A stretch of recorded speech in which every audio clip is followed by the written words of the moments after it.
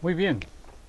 Estaba yo diciendo entonces de que el experimento del entrelazamiento cuántico demuestra que cuando una partícula es separada de su gemelo, ¿cierto?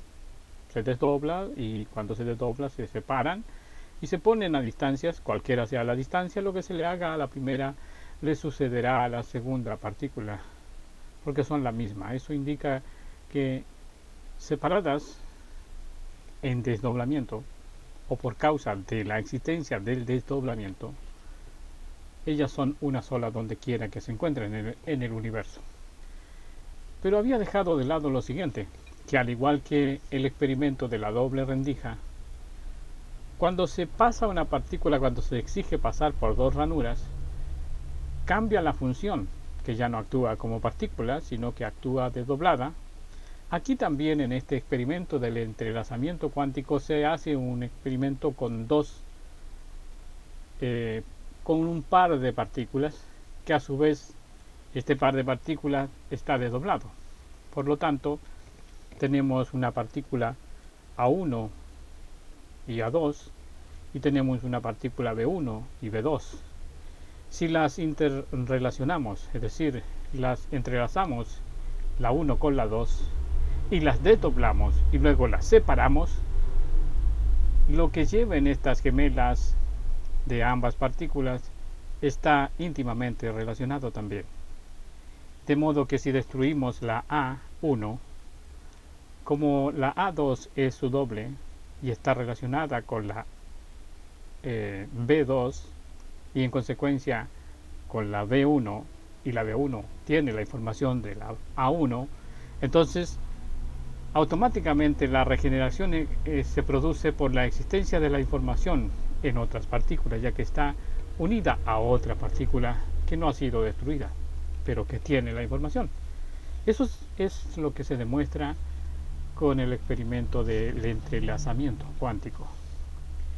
De modo entonces que esa es la explicación más acertada de que una vez que nosotros estamos sentenciados a muerte después de Adán, por causa de haber cometido pecado Adán, todo el género humano está sentenciado a muerte, necesita estar entonces en unión el hombre con un ser humano que haya tenido victoria sobre el mal, es decir, que haya vencido el pecado. Esto lo hace como una partícula sana, como una partícula inocente, como una partícula virgen. Entonces toda la información de las que son insanas, ¿no es cierto?, los que somos pecadores, al tener un pacto, es decir, una alianza, de alguna manera unidos, entrelazados con el Hijo de Dios, que es una partícula sana, entonces nos limpiamos nosotros después de haber muerto, no en el momento de morir. Pero como dije hace un rato que esto era muy complejo, porque hay que entender muchas cosas para poder tener general, una visión general de este asunto, se me estaba quedando en el tintero algunas cosas, quizás muchas cosas se me quedan fuera. Por ejemplo, Jesús es la luz. No es que Él se asemeje a la luz o se quiera usar la luz para decir que es como la luz. No, Él es la luz, así lo dice el texto bíblico y así tenemos que entenderlo. Si es la luz, y la luz es el fruto del fuego, y el fuego son todas las estrellas, todas las galaxias que están iluminando, todas están produciendo luz, entonces la luz lo llena todo. Y eso que lo llena todo se hizo un humano. Ahora entonces, si tomamos esta explicación cuántica del entrelazamiento y lo aplicamos, reemplazando esa partícula que se allega a otra, tenemos entonces aquí una tremenda ayuda, una tremenda revelación, porque nos hemos acercado, o ya Dios se ha acercado a nosotros por medio de la luz, que es en este caso un hombre como nosotros, que muere en la cruz del Calvario allá en Jerusalén. Esto hace que la luz se haga sea esa partícula que nos da vida eterna, que nos resucita después de haber muerto. Y como dije antes, es complicado este asunto porque hay dos tipos de muerte. Y también dije que para poder ser perfeccionado el género humano se demoró 4000 años hasta que vino el hombre perfecto, Jesús. Al perfeccionar el género humano, perfeccionó el ADN humano. A partir de Cristo en adelante, la resurrección ya no necesita otros 1000 años ni 4000 años. La resurrección comienza a ser instantánea en el ser humano porque ahora actúa en el espíritu.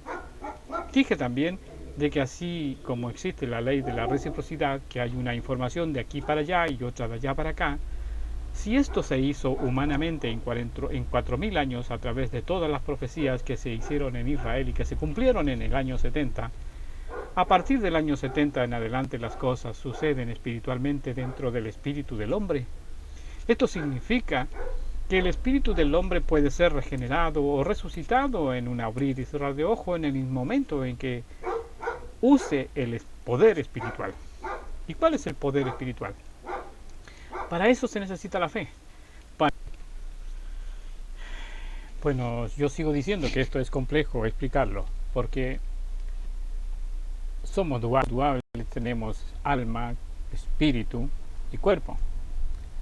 Definitivamente entendemos que el cuerpo es el que muere, el que va muriendo y se va demorando 70, 80 años en ir muriendo. Y lo estamos ocupando. Y lo ocupamos para formar el espíritu. Es decir, el espíritu viene a ser lo que se produce inmediatamente después de haber sido formado el cuerpo en el vientre de nuestra madre. Espíritu porque ya no es solo energía, sino que ahora tiene una forma. Energía vendría siendo solo partículas en forma aleatoria en el universo. Pero cuando entran a formar un cuerpo, entonces ya se forma un espíritu vivificante. ¿Me entiende? Por eso es que expliqué anteriormente de que lo primero es terrenal, es el cuerpo material, y cuando se describe cómo hizo Dios el cuerpo, dice que formó barro, ¿no es cierto? Y luego sopló sobre él. Ahí entró el espíritu. Significa que el conocimiento viene como en segundo después de haberse formado toda la forma de este cuerpo. Y ahí se va formando en el interior un cuerpo paralelo a este cuerpo. Llamamos a eso un cuerpo celestial. El apóstol Pablo lo dice. Estamos siendo sembrados en un cuerpo animal, pero vamos formándonos dentro con un cuerpo celestial. El postrer, es decir, lo último, lo que va a quedar definitivamente es lo que va a ser completamente o 100% espiritual. Es complejo, ¿verdad? Es complejo explicarlo. Bueno, entonces como somos duales y tenemos un cuerpo terrenal y al mismo tiempo un cuerpo celestial dentro de nosotros, y si somos pecadores, es decir, no conocemos nada de Dios, por ejemplo, en un caso hipotético, yo no soy creyente, entonces no creo en Dios. ¿Qué pasa conmigo? Mi cuerpo no quiere nada con el conocimiento espiritual, no quiere comer el pan de vida. Por lo tanto, el espíritu está muerto, está apartado de Dios. Ya dije que muerte es apartado de Dios, está separado de Dios, está como una partícula independiente en el universo. ¿Qué pasa entonces con ese individuo si conserva esa incredulidad? Simplemente morirá como todo hombre y resucitará como todo hombre, ya que Jesucristo resucita a todo ser viviente en el universo. Entonces Él resucita, pero no resucita para vida, por cuanto no tiene su espíritu vivificado. De modo que había que resucitar el espíritu.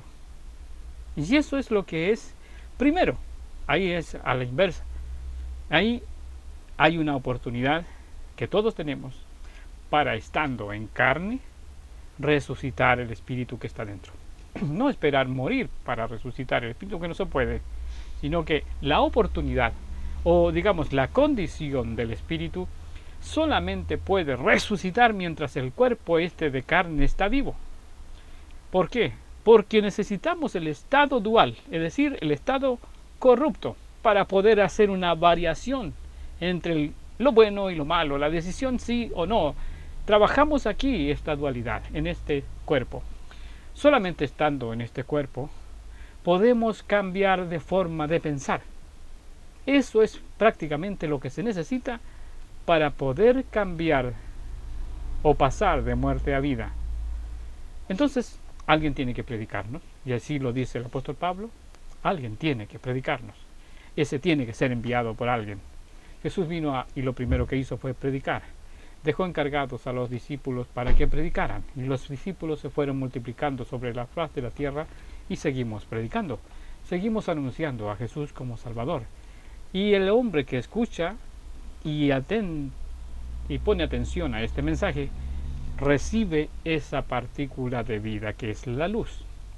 Y la luz lo llena todo, y entonces tiene esa resurrección instantánea, estando en la carne de su espíritu en su interior. Y entonces sigue en este mundo, como todos los hombres, pero ahora está vivo adentro. Eso está resucitado. Eso ya no puede morir, porque tiene la luz, tiene la vida, está en la verdad. Y eso es el Evangelio. Eso le pasa a todos los que se convierten, a todos los que de alguna manera hacen contacto con el Hijo de Dios. Llámenlo luz, llámenlo Jesús, llámenlo el Cristo, llámenlo Jesucristo. De todas maneras es un contacto con Él. Por eso es que las iglesias, todas las que predican a Jesús, todas sirven para entrar en el reino de Dios. Ahora, ¿qué recompensa tendrán? Dependerá de sus obras. Eso es una cosa distinta. Pero todos, ya sea el hombre incrédulo como el hombre creyente, tiene que esperar el día de su muerte para poder permanecer